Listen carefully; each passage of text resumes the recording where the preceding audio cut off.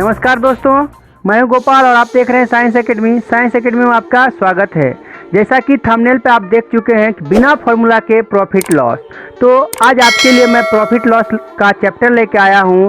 इस चैप्टर में आप देखेंगे किसी भी सवाल में आपको फॉर्मूला की कोई आवश्यकता नहीं पड़ेगी। ठीक है, आपको कोई भी सवाल जो बनाया जाएगा उसमें आप जानते हैं कि लाभ हानि हमेशा ही परसेंटेज से संबंधित होता है, तो परसेंटेज और अनुपात समानुपात के रिलेशन से आपको सिखाया जाएगा। तो आप देखिए, तो उसके लिए आपको कुछ छोटे छोटे टर्म आपको जानना है। तो जैसे आप लाभ हानि, तो लाभ हानि प्रॉफिट लॉस, जिसका इसका इंट्रोडक्शन यानी कि आपको समझना होगा थोड़ा सा कि लाभ क्या होता, हानि क्या होता। तो बस जैसे ही आप ज़िंदगी शुरू करते हैं, आपका ज़िंदगी शुरू होता है, उसी समय आप लाभ के बारे में बात करते हैं, भले आप समझते हैं कि नहीं समझते हैं। ठीक है, तो जैसे देखिए, आप किसी इंस्टीट्यूट में एडमिशन कराइएगा, उससे पहले आप सोचने लगेगा कि इसमें एडमिशन कराने से हमको क्या होगा, फ़ायदा होगा, नुकसान। यही जो फ़ायदा है ना, यही एक लाभ है। ठीक है, यानी कि आपके माता पिताजी कहीं पढ़ने के लिए भेजते हैं, वो अभी पहले मन में सोचते हैं कि इसको पढ़ाने से लाभ होगा कि नहीं होगा। तो ये आपका बेसिक बात हो गया, आप समझ गए कि लाभ होता है क्या। और उसी में हानि क्या होती है, इसी का उल्टा, यानी कि जो आपके लिए बुरा होगा उसी को आप हानि कहते हैं। तो अब चलते हैं कि किताबी भाषा में, यानी कि आपको बेसिक रूप से जो लाभ हानि का जो बात होता है, बेसिक रूप से होता क्या है बिजनेस में, यानी कि आप किसी प्रकार का व्यापार करेंगे, उसमें आप किसी सामान को आप खरीदेंगे, खरीद के उसके बाद बेचेंगे। ठीक है, तो जैसे आप देखिए, जब आप किसी सामान को खरीदेंगे, मान लेते हैं 100 रुपये में आप खरीदते हैं और 100 से ज़्यादा में बेचिएगा, तो उस समय आप खुश हो जाएगा, जिसको आप जनरली भाषा में, ग्रामीण भाषा में क्या बोलते हैं, मुनाफा हो गया। ठीक है, वही जो मुनाफा होता है वो क्या होता है, आपका लाभ होता है। ये बात समझ गए हैं। वही जब आप 100 रुपये में खरीदिएगा, 100 से कम में बेचिएगा, तो आपको हानि हो जाएगा। तो लाभ हानि आपके समझ में आ गया होगा। ठीक है, तो लाभ हानि का सवाल में जो एक छोटा छोटा टर्म होता है, उस चीज़ को आप समझेंगे। ठीक है, उसके बाद चलेंगे कि सवाल कैसे बनता है, और आप जानेंगे कि सवाल बिना किसी फॉर्मूला के आप बना सकते हैं। ठीक है, तो इसके लिए एक छोटा सा आपको देखना पड़ेगा इंट्रोडक्शन में, मतलब कुछ छोटे छोटे टर्म है, उसको आपको देख के समझना है कि आखिर ये होता क्या, तभी आप सवाल को समझ पाए।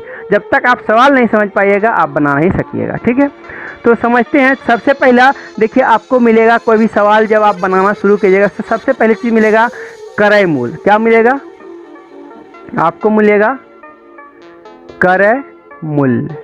ठीक है, क्रय मूल्य को अंग्रेजी में सीपी यानी शॉर्ट फॉर्म में सीपी बोलते हैं, इंग्लिश इसका होता है कॉस्ट प्राइस। तो सीपी क्या होता है, सीपी होता है जिस मूल्य पर कोई वस्तु, जिस मूल्य पर कोई वस्तु खरीदी जाती है, खरीदी जाती है।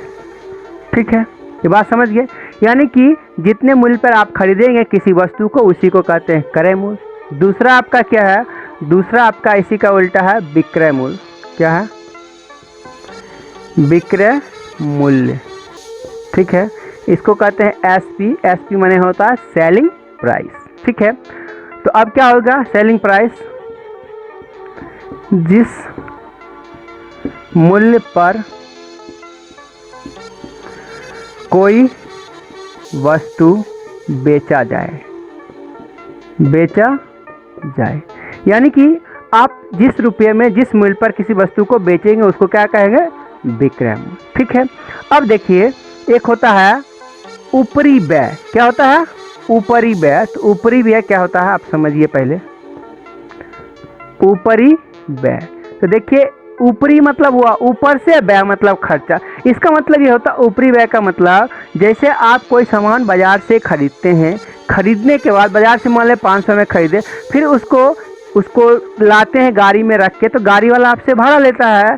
तो आप यहाँ पे आके जब अपने घर आते हैं, आपसे कोई पूछता है इसमें कितना लगा है, तो आप उस समय बोलते हैं कि 500, तो वो लिया, 50 रुपया भाड़ा ले, 550। इसका मतलब ऊपरी व्यय का मतलब वही 50 रुपया हुआ।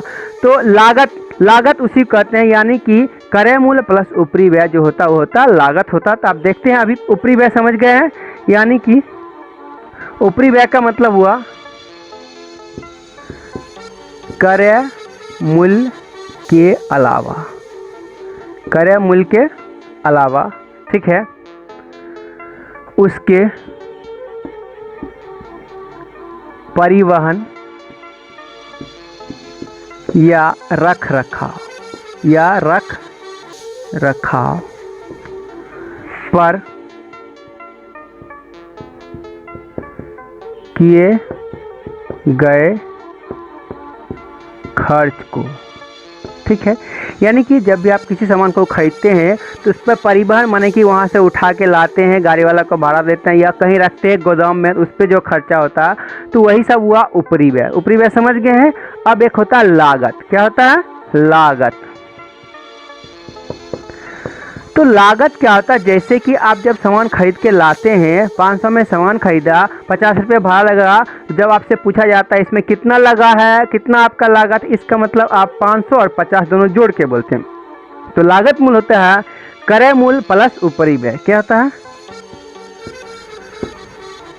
क्रय मूल्य और ऊपरी व्यय का योगफल। क्रय मूल्य प्लस ऊपरी व्यय का योगफल जो होता है वही आपका क्या होता है? लागत मूल्य होता है, ठीक है। तो अब देखिए, इतना बात समझ गए। अब आपको शुरू में ही बताया गया था कि लाभ और हानि क्या होता है। तो आपको बताया गया था लाभ कब होगा? जब आप जितना में खरीदिएगा उससे अधिक में आप बेचिएगा। जैसे आप 100 में खरीदिएगा तो 110 में बेचिएगा या 101 में ही बेचिएगा, माने कि जितना आप खरीदे हैं उससे थोड़ा सा भी ज़्यादा होना ही चाहिए, उस स्थिति में लाभ होता है, ठीक है। और हानि कब होगा? जब आप जितना में खरीदेंगे उससे थोड़ा सा कम में या बहुत कम में, जितना मतलब कुछ ना कुछ कम में आपको बेचना है, उसको हम क्या बोलते हैं? हानि बोलते हैं, ठीक है। तो आपको जैसे पूछा जा सकता है कि आप समझिए कि लाभ कितना हुआ, हानि कितना हुआ, आपको निकालने की ज़रूरत पड़ेगी सवाल बनाने समय। तो उस समय आपको थोड़ा सा याद रखना पड़ेगा कि लाभ बराबर क्या होता है। जैसे आपसे आप 100 रुपये में कोई चीज़ खरीदिए, 110 में बेचे, तो आपको कितना लाभ हुआ? तो इसका मतलब 110 में से 100 को घटाए तो वही 10 रुपये लाभ हुआ। तो वही आपको लिख के थोड़ा समझा रहे, याद करने की ज़रूरत नहीं है, आप समझ गए हैं, बस समझना है, ठीक है। तो देखिए अगला क्या है आपका? लाभ। लाभ को अंग्रेजी में प्रॉफिट बोलते हैं, ठीक है, या गेन भी बोलते हैं, GAIN, गेन, ठीक है। तो इसको गेन भी बोलते हैं। तो लाभ बराबर होता है, यानी कि आपने क्या बोला, जब लाभ कब होगा? जब आपका विक्रय मूल्य अधिक होगा। तो अधिक में से कम को घटाइए। तो इसका मतलब मैं शॉर्ट फॉर्म में लिख देता हूँ, SP माइनस CP। SP मतलब सेलिंग प्राइस, CP मतलब कॉस्ट प्राइस, माने कि विक्रय मूल्य में से क्रय मूल्य को जब घटाइएगा तो आपको मिल जाएगा, क्या मिल जाएगा? लाभ मिल जाएगा। इसी प्रकार दूसरा जो है हानि क्या है? हानि बराबर क्या होता है? देखिए हानि कब होगा? जब आप 100 में खरीदिएगा, 90 में बेचिएगा। इसका मतलब आपका क्रय मूल्य बड़ा होगा, तो बड़ा में हमेशा छोटा को घटाना है। तो इस समय क्या होगा? इस समय क्या होगा? CP माइनस SP होगा। CP मतलब क्रय मूल्य और माइनस SP मतलब विक्रय मूल्य, यानी क्रय मूल्य में विक्रय मूल्य घटा दिया, आपको हानि निकल जाएगा, ठीक है। अब देखिए आपको थोड़ा सा बस सिर्फ देखने समझने के लिए और भी लिखना है, ठीक है, कि लाभ का प्रतिशत क्या होता है, हानि का प्रतिशत। सबसे पहले यह जानिए कि लाभ प्रतिशत और हानि प्रतिशत जो होता है वह हमेशा किस पर होता है? वह CP पे होता है। यानी जब आपको पूछा जाए कि आपको कितना लाभ प्रतिशत, कितना प्रतिशत लाभ हुआ, तो आप CP से देखिएगा। मतलब CP मतलब कॉस्ट प्राइस, मतलब क्रय मूल्य से आप कंपैरिजन कीजिएगा, क्रय मूल्य को 100 में कन्वर्ट कीजिएगा, तब आप देखिएगा कितना आया है, तब आप बता पाएंगे इतना % लाभ, इतना % हानि। तो पहले थोड़ा सा फार्मूला टाइप का लिख देते हैं, आप रटना नहीं, ठीक है, बस आपको सिखाने समझाने के लिए थोड़ा सा लिखा जा रहा, आप चुपचाप लिखिए, ठीक है, रटने की जरूरत नहीं है। आप सवाल बनाए, देखिए आप सब चीज़ आपका हो जाएगा फटाफट, ठीक है। तो बस, तो देखिए अगला क्या होता है? लाभ प्रतिशत बराबर क्या होगा? लाभ गुना में 100 बटा में CP में लिख देता हूँ। CP मतलब होता है क्रय मूल्य, ठीक है। तो यानी कि लाभ और हानि हमेशा क्रय मूल्य पे दिखाया जाता है। दूसरा देखिए आपका होगा हानि प्रतिशत बराबर हानि गुना 100 बटा में CP। ये बात समझ गए हैं? कहीं कोई दिक्कत आपको नहीं है? तो अगला, ठीक है, इतना बात आप समझ गए हैं। अब थोड़ा सा लिख ही लेते हैं कि लाभ और हानि, लाभ और हानि हमेशा किस पर होता है? क्रय मूल्य पर होता है। तो देखिए इस बात को पूरा आपको रट्टा नहीं मार के रखना है कि क्रय मूल्य पर होता है, वास्तव में होता है, लेकिन कभी कभी क्वेश्चन में आपको घुमा के देगा कि विक्रय मूल्य पर क्या होगा। इसका मतलब वो आपसे पूछना चाह रहा कि होता तो लाभ और हानि क्रय मूल्य पे, तो अगर विक्रय मूल्य की नज़र से देखेंगे तो क्या होगा। ठीक है, तो इसका मतलब वो हुआ, यानी जब तक क्वेश्चन में ना कहा जाए कि विक्रय मूल्य पर बताइए तब तक आपको कुछ नहीं सोचना, तब तक हमेशा क्रय मूल्य पे ही होगा। इसका मतलब ये हुआ। ठीक है, अब देखिए किसी किसी सवाल में आपको डिस्काउंट की बात आएगा, बट्टा की बात आएगा, जिसको किताबी भाषा में बट्टा बोलते हैं, इंग्लिश में उसको डिस्काउंट बोलते हैं, पूरा हिंदी बोलते हैं छूट बोलते हैं। ठीक है, तो ये सब जो छूट होता है यह होता है अंकित मूल्य पर। ठीक है, तो बट्टा, बट्टा अंग्रेजी में डिस्काउंट होता है, डिस्काउंट पूरा हिंदी में ठेठी में बोल दिया जाता है, इसको कहते हैं छूट। ठीक है, तो छूट हमेशा किस पर मिलता है? अंकित मूल्य पर। छूट हमेशा अंकित मूल्य पर मिलता है, अंकित मूल्य पर।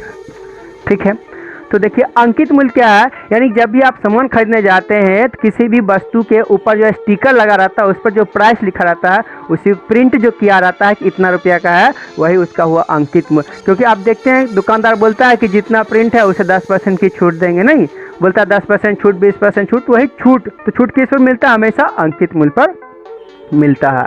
ठीक है, एक बार आप इसका स्क्रीनशॉट ले लीजिए अच्छी तरह से। इस बात को आप अच्छी तरह से समझ गए तब आपको क्वेश्चन समझने में बहुत ही आसानी होगी, और क्वेश्चन जब आप नहीं समझिएगा तब तक आप सवाल नहीं बना सकते हैं, इसलिए क्वेश्चन को समझना बहुत जरूरी है। अब चलते हैं आगे सवाल पे। आप देखेंगे कि सवाल जो होगा बिना फार्मूला के, यानी फार्मूला आपको लगाने की कोई आवश्यकता नहीं है।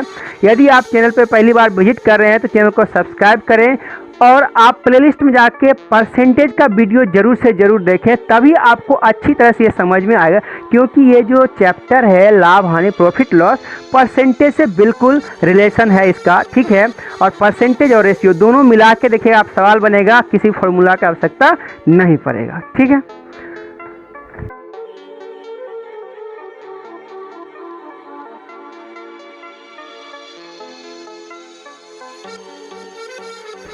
तो आज का सवाल नंबर 1 है। सवाल नंबर 1, किसी वस्तु को,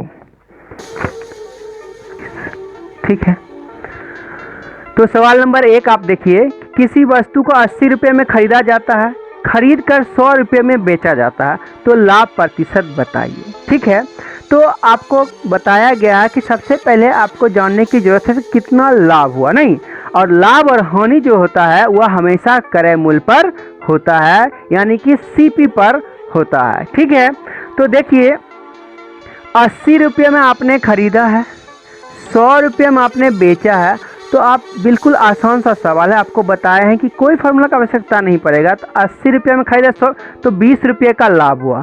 तो देखिए मैं यहाँ लिख देता हूँ 80 पर कितना 20, इसका मतलब 80 रुपया पर आपको 20 रुपये का लाभ हुआ है। तो इसने पूछा है कि प्रतिशत बताओ, लाभ का प्रतिशत, माने कि यह जो 20 है इस 80 का कितना परसेंट। क्यों? क्योंकि आपको जानते हैं, पीछे पढ़ चुके हैं कि लाभ और हानि हमेशा क्रय मूल्य पर होता है, तो 80 पर आपको बताना। ठीक है, यदि यहाँ पे जितना रहता उतना के लिए आपको बताना होता। ठीक है, तो 80 पर, तो प्रतिशत में आप पढ़े हैं, प्रतिशत निकालना होगा, तो जिसके लिए बोलता है उसको आप 100 कर दीजिएगा तो आपका काम हो जाएगा, कहीं कोई दिक्कत नहीं है। ठीक है, तो देखते हैं इसको 100 करने के लिए आप क्या करेंगे। सबसे पहले इसको कटाते, देखिए 20 से कटा, इधर 1 हुआ, इधर कितना हुआ 4 हुआ। ठीक, ये बात समझ रहे हैं। तो आपको इधर करना है कितना 100 करना है, ये बात आप जानते। इधर जब 100 हो जाएगा तो इसको 100 करने के लिए जितना से गुना करेंगे इधर भी उतना से गुना करेंगे और आपका काम हो जाएगा। नहीं, इधर यह 100 रुपया होता, इधर जितना रहता तो बस वही का वही आंसर होता। इसको 100 करने के लिए आपको क्या करना पड़ेगा, इसको हम कर लेते हैं 25 से गुना, तो इधर भी करना पड़ेगा 25 से गुना। तो इधर देखिए 100 हो गया, तो 100 पर कितना आया 25। देखिए आपको किसी फार्मूला की आवश्यकता पड़ा नहीं, पड़ा बिल्कुल नहीं पड़ा। तो आप समझ गए 100 पर कितना आया 25, इसका मतलब 25% लाभ हुआ। इस बात को आप समझ रहे हैं, कहीं कोई दिक्कत परेशानी आपको नहीं होनी चाहिए। तो इस सवाल का ऑप्शन क्या होगा, सी। ठीक है, कोई दिक्कत आपको नहीं है, ठीक है। तो चलते हैं अगले सवाल पे, सवाल नंबर 2। सवाल नंबर 2 क्या है? हाँ, सीता। सीता देख रहे हैं। सवाल नंबर 2 क्या है? सीता ने 700 रुपये में 70 पैसे का लाभ कमाया है, तो लाभ प्रतिशत होगा नहीं, ऑप्शन ए। तो देख रहे हैं, तो आपको इसमें लाभ दिया गया, इसमें क्रय मूल्य विक्रय में सीधा लाभ दिया गया, तो लाभ का प्रतिशत बताना है। तो आप जानते हैं किस पर, तो इतना रुपया पर पाया, तो यही इसका सीपी टाइप का हुआ, तो इसी पर आपको बताना है 70 पैसे का। तो देखिए ठीक से, तो इसमें क्या लिखा हुआ? 700 यहाँ पर है रुपया, अब पर कितना हुआ? 70 पैसा, ठीक है। देखिए आपको ध्यान देना पड़ेगा, इधर है पैसा, इधर रुपया, दोनों पट्टी कर लीजिए पहले पैसा, ठीक है। तो रुपया को पैसा में करने के लिए गुना करना पड़ेगा 100। कितना गुना करना पड़ेगा? 100, ठीक है। गुना करना पड़ेगा 100, कर दिए हैं, ठीक है। अब देखिए यहाँ पर हो गया पैसा, तो पैसा से पैसा पहले कटा लीजिए और आप क्या कीजिए, 70 से 70 आप कटा लीजिए, ये 70, ये 70, यहाँ कितना बच गया है? यहाँ बच गया है, ये 0, यहाँ बच गया है 10 गुना में 100, इधर बच गया है 1, नहीं इधर कितना बच गया? 1 बच गया है। तो आप देखिए कि आपको क्या बताया गया, इधर आपको 100 रखना है। इधर जब आप 100 रखिएगा तो देखिए उधर क्या करना पड़ेगा, इस 10 को उधर ले जाना पड़ेगा, तो यानी कि 100 बराबर 1/10। तो 100 पर, देखिए यहाँ बराबर के जगह पर लिखना था हमको, ठीक है। 100 पर कितना है? 1/10। इसका मतलब यही हुआ कि इस सवाल का आंसर कितना हुआ? 1/10%, ठीक है। 1/10% हुआ, ठीक है। बात समझ गए हैं? कितना परसेंट का लाभ हुआ? 1/10% का लाभ हुआ, ठीक है। चलते हैं अगले सवाल पे।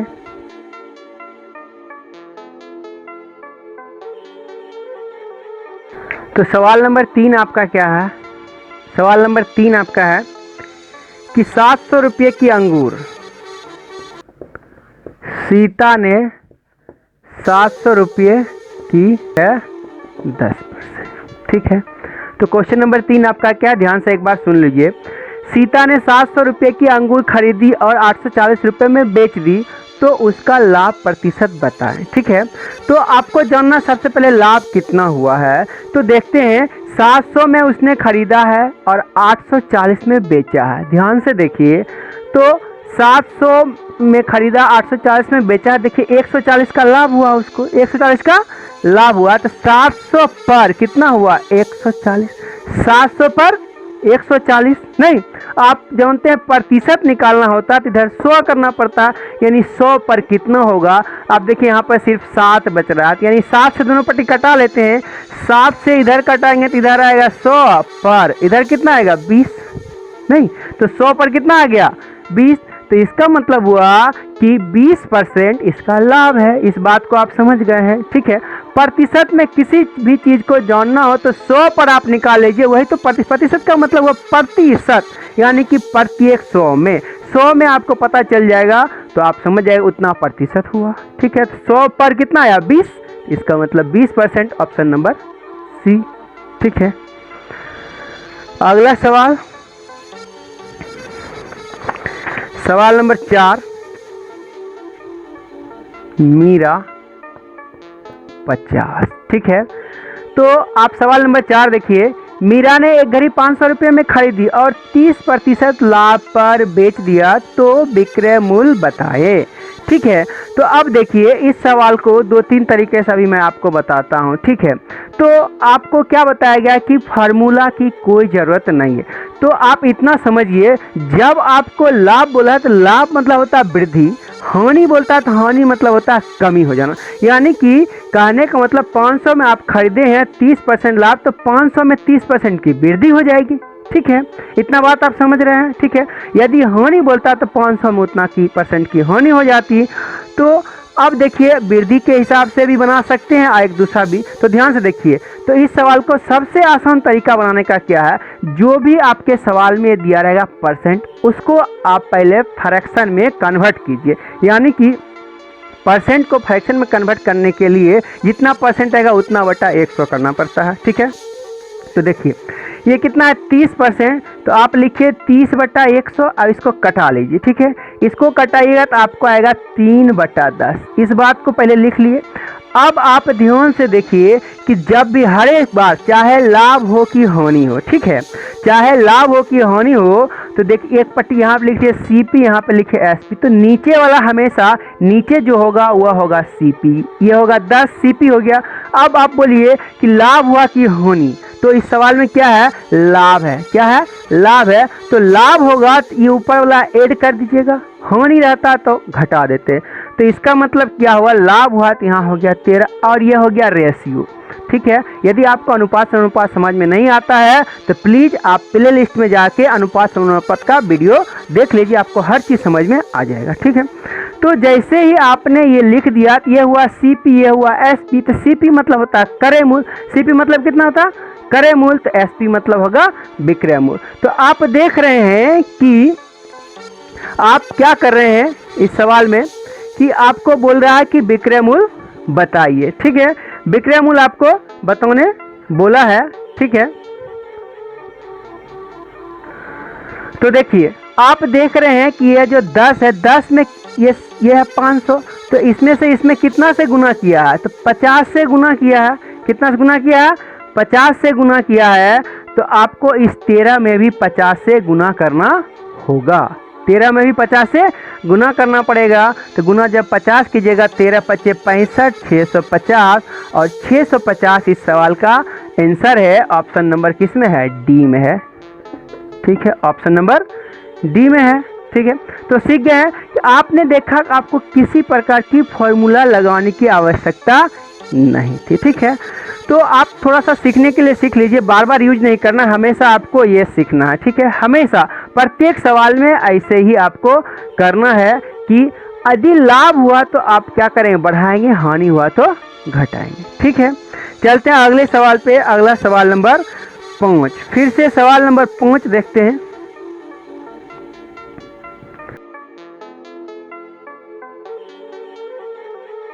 सवाल नंबर 5 क्या है, राजू ने 650। ठीक है, तो आप सवाल नंबर 5 देखिए कि राजू ने एक साइकिल 750 रुपये में खरीदी और उसे 16% लाभ पर बेच दिया, तो विक्रय मूल्य बताइए। तो आपको ऐसा प्रकार का सवाल पीछे बताया गया 4 नंबर, आपको एक प्रकार के सवाल 3-4 बताया जाएगा ताकि आपको सीखने में समझने में आसानी हो। ठीक है, तो आपको क्या कहा गया था, सवाल में क्या है, जो प्रतिशत दिया रहेगा उसका पहले कीजिए फ्रैक्शन। ठीक है, तो 16%, और ये भी ध्यान देना लाभ, तो पहले 16% मतलब बटा में 100, इसको कटा लेंगे, 4 से कटाते हैं तो ऊपर आता है 4, नीचे आता है 25। तो आपको बताया गया यहाँ पे लिख लेना आपको CP और SP, ये रेशियो होगा। तो नीचे वाला आपका हो गया CP और SP क्या होगा, आपको देखना है कि लाभ हुआ कि हानि हुआ। तो लाभ हुआ कितना, लाभ हुआ है तो 4 इसमें जोड़ देंगे तो यहाँ कितना होगा 29। तो इसका मतलब ये हो गया CP, ये हो गया SP। बात को आप समझ रहे हैं। ठीक है, तो आप देखिए कि CP माने कि 25 का वैल्यू, CP माने क्रय मूल्य कितना दिया हुआ, तो 25 का वैल्यू देखिए आप दिया 750। तो आपको पता चल रहा होगा इसमें 25 या 75 माने कि 30 से गुना किया।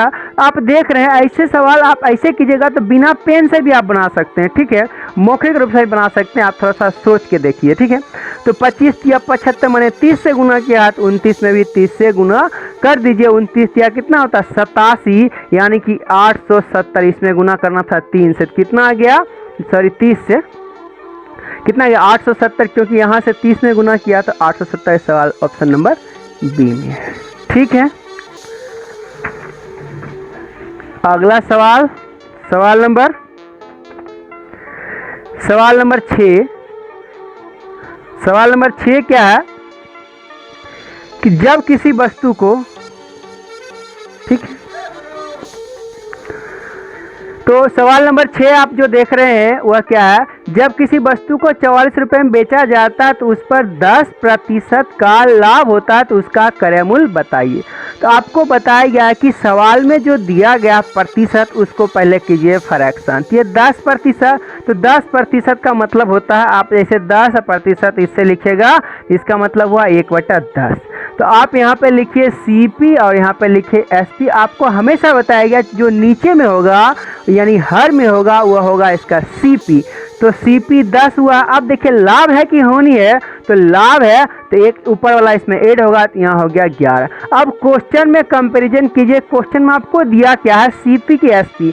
CP का मतलब होता है क्रय मूल्य, SP का मतलब होता है विक्रय मूल्य। देखिए क्वेश्चन में जब किसी वस्तु को 84 रुपये में बेचा जाता इसका मतलब 84 रुपया इसका विक्रय मूल्य है। क्या है, इसका SP है। तो SP जो रेशियो में आप देख रहे हैं अनुपात में वह 11 है, यानी 11 का जो वैल्यू है वह कितना 44 है। आपको किसका वैल्यू निकालना, 10 का। तो आप जो है यहाँ से 4 में गुना किया, 11 चौके 44 होता है, तो 10 चौके कितना होगा 40 होगा, 10 चौके 40 होगा। ऑप्शन नंबर 20 सवाल का आंसर है। आशा करते हैं आप समझ लेंगे। वीडियो यदि आपको अच्छा लगे प्लीज़ लाइक कीजिए, अपने दोस्तों में शेयर करें, चैनल को सब्सक्राइब तो जरूर से जरूर कर लें। ठीक है, क्वेश्चन नंबर 7। क्वेश्चन नंबर 7 क्या है, एक वस्तु का 36 रुपये में, एक वस्तु को 30। ठीक है, तो सवाल नंबर 7 आप देख रहे हैं। सवाल नंबर 7 आपका क्या है, एक वस्तु को 36 रुपये में बेचे जाने पर 20% की हानि होती है, वस्तु का लागत मूल्य क्या है। तो आप देखिए बार बार आपको बताया जाए सवाल जब भी प्रॉफिट लॉस का हो आप सिर्फ उसमें देखिए कि कितना प्रतिशत है। तो प्रतिशत इसमें कितना है, 20 है, तो 20% का कीजिए फैक्टर, फ्रैक्शन कीजिए। तो 20% का मतलब आप इसको याद भी रख सकते हैं, सवाल बनाते बनाते आप समझ जाए, आपको बार बार करके दिखा रहा हूँ। 20% का मतलब होता है 1/5। ठीक है, तो आपको हमेशा बताया गया कि जो नीचे होगा वह होगा CP और जो ऊपर होगा उसमें जुटने घटने के बाद तो CP SP लिख लिए। तो CP कितना हुआ 5। अब आप ध्यान से देखिए, आपको बताया गया था कि आपको देखना है कि लाभ हुआ कि हानि हुआ। क्या हुआ यहाँ पे, हानि। जब हानि होगा तो ऊपर वाला घटाएंगे, जब लाभ होगा तो ऊपर वाला जोड़ेंगे। तो 5 में से 1 घटाएंगे तो क्या होगा 4। ठीक है, अब आप इसको हो गया आपका हो गया रेशियो CP और SP का। अब सवाल में कंपैरिजन कीजिए क्या दिया गया। तो 36 रुपये में बेचा है, नहीं तो विक्रय मूल्य दिया है, तो SP का वैल्यू दिया है।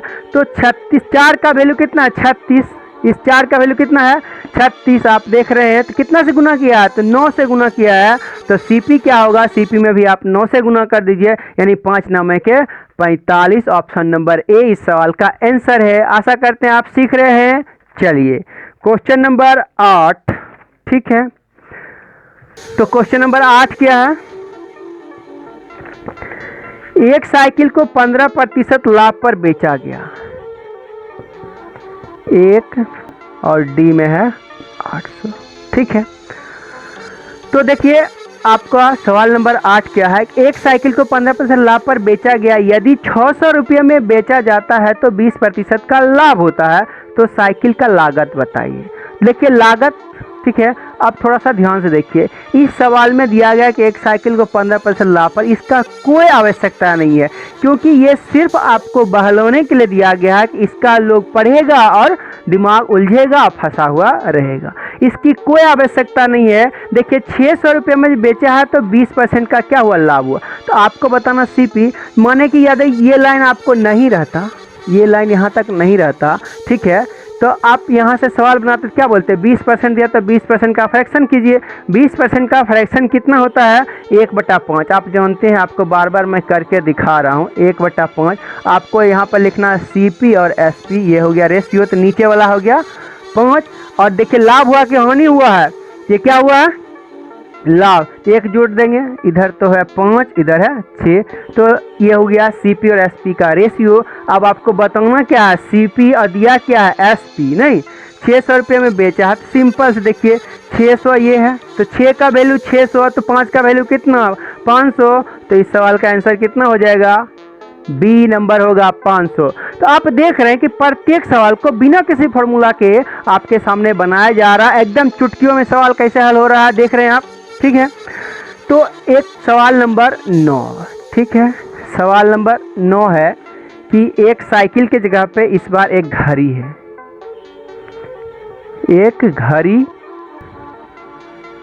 575, D नंबर 540। ठीक है, अब थोड़ा सा बात आप समझिए, सवाल नंबर 9 क्या है, एक घड़ी को 15% लाभ पर बेचा गया, यदि 600 रुपये में बेचा जाता तो 20% का लाभ होता, पहले घड़ी को कितने, यानी पहले का मतलब देखिए इस सवाल में, यानी कि 20% पे बेचा तो 600, तो 15% पे कितना। तो आपको पहले बताया कि लाभ मतलब होता है प्रतिशत में वृद्धि, नहीं, और अपने आप में कोई भी चीज़ प्रतिशत में होता है 100%, ठीक है।